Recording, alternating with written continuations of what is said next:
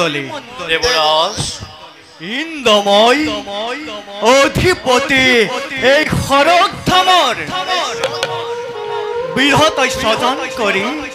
অৰ্পণ কৰিলে দেৱতাসকলক সৃষ্টি ৰক্ষাভাৰ হয় দেবৰাজ অমিত পান কৰি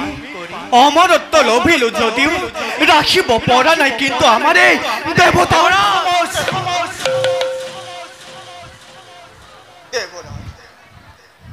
কিয় কৰে এনে নিৰাশাজনক প্ৰয়োগ অন্ধকাৰৰ পিছত পোহৰ অৱশ্যই নামে হয় দেবৰাজ বৰুণ দেৱে উচিত কথাকে কৰিছে পকা ৰুদ্ৰৰ নন্দন কাৰ্তিকময় দেৱ সেনাপতি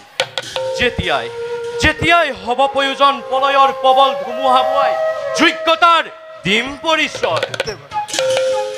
কত শত দৈত্য দানৱে পৰাজিলে আমাক কতবাৰ আত্মগোপনেৰে ফুৰিছিলো হনাই দেৱৰাজ সেয়েহে দেৱগণ সততে সংশয় লাগে মনত দেৱগণ সততে সংশয় লাগে মোৰ মনত দেৱৰাজ স্থিৰ হওক আপুনি এনে নিৰাশাজনক বাক্য প্ৰয়োগ কৰি দেৱ সমাজক আপুনি নকৰিব কলঙ্কিত দেবৰাজ যদিহে আপোনাৰ মনত এতিয়াও সংশয়ভাৱ আছে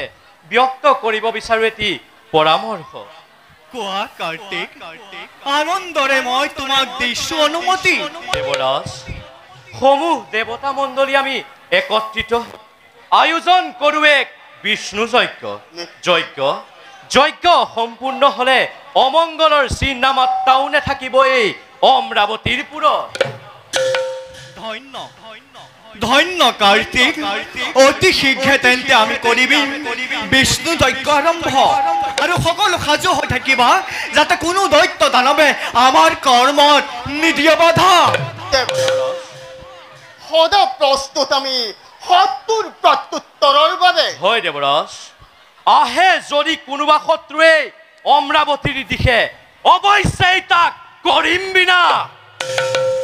ধন্য দেৱগণ তেন্তে আমি